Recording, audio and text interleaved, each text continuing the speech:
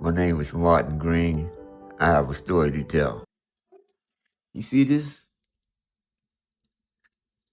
The two of them, these are my ears now. This is what happened after I had acid poured on me while I slept. These are magnets, okay? I have to clamp these onto my skull now.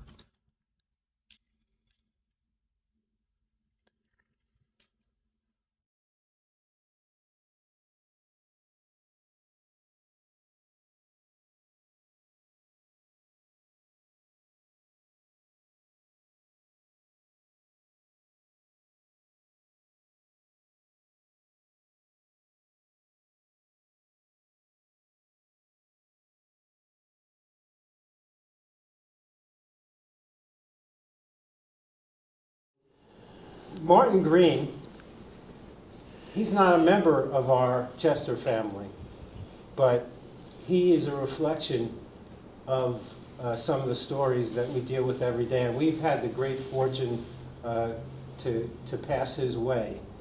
So with that as a background as to what Chester and the Housing Authority here is, I'm going to say these few words, and then we're going to conversate. Martin Greene is a special human being, a special man. His story is startling and painful. Tonight, you are going to hear words like betrayal, trauma,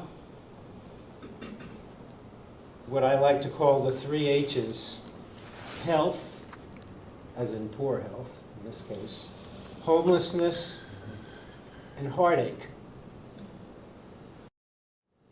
Through all that, though, I think you will find Martin, as I have, to be endearing and lovable. How did that come to be? We're going to begin to find out tonight by spending a night with Martin Greene. Thank you. Thank you. Ulysses Slaughter needs no introduction. He's been spending a lot of nights and a lot of time with Martin lately, so I want to kind of pass the baton to him at this moment. Don't hit me again, Martin. Get the ball rolling. I said don't hit me again.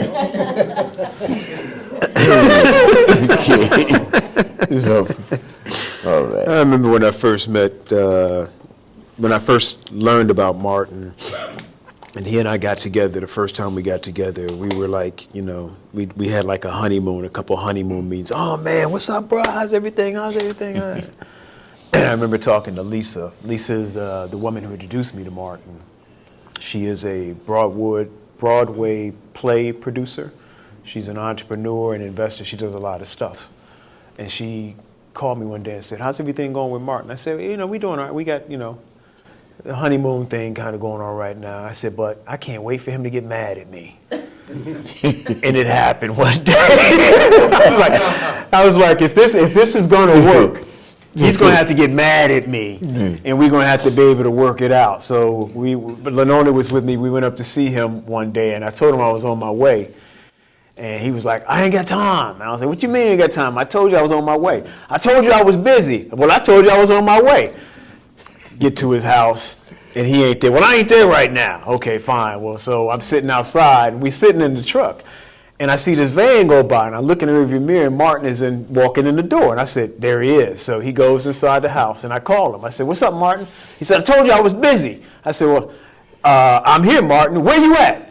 And he comes outside, he yelling and stuff, and by the way, we're going to slip every now and then and say a curse word. At least he is. I know it's going to happen. I know it's going to happen.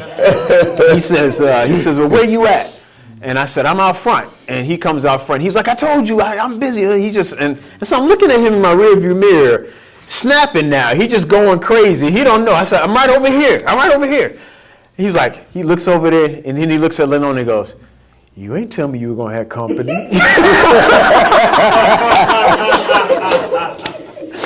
So he's like, who was that? I was like, that's my friend Lenona. Oh, okay. Well, what, y'all coming in or what? Oh, okay, so we just switched up real quick. But anyway, Martin, Excuse me. what's it like to be here, my brother? What was it like when you were getting up and you knew you were coming here? What's just the whole kind of day like? What's it been like for you? It was a special day for me. I knew I had a chance to come out and connect with other people in the family of Chester here. I've been through Pennsylvania a couple of times when I was living in New Jersey, but where I've heard about Chester, I've actually seen Chester on a TVS station myself. And now I'm here live with the people from Chester, in Chester. And that's something joyful for me. Do you remember how it felt to begin this journey around your health, the heartache, and the homelessness? What did it feel like for you?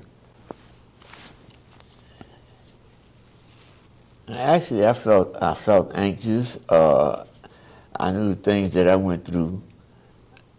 Other people had went through the same thing, and mostly I felt people need to know things, because it won't be any change without knowledge of people knowing what's going on in the world and things, bad things that are going on and happening to people. You know, I've had so many times in my life when you're trying to speak to somebody and you're like a cloud, like a glass in that scene, and that's hurtful. It's impossible for us to sit and not get into what happened on September the 9th, 1980. I think a lot of everything that brings you here today started on that day. So why don't we go ahead and get into what people ask you, what people need to understand about what happened that changed your life, September the 9th, 1980.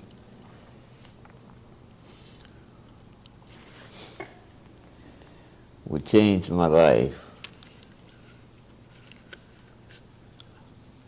I was in my bed sleeping. It took me so long to actually tell somebody that my brother poured acid in my face while I slept. That was horrible enough, People had asked me, I told them different things, but it was related to this, Actually, I tell my brother did this to me. People say, "Oh, damn, what you do?" I carried that around for quite some years. I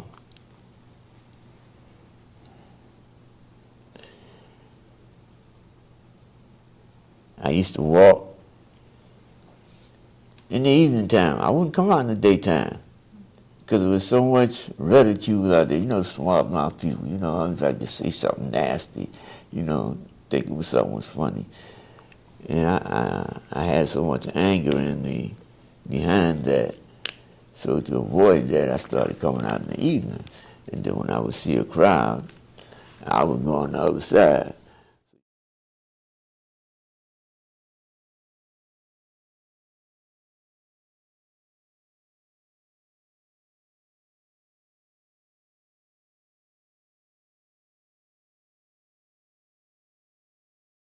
The other thing about filmmaking, similar to journalism, is that it doesn't go, it's not one day and it's done. The film's around forever. And I've never seen anything like that. I thought everybody was dead. the more acclaimed it is, of course, the more it will continue to be viewed.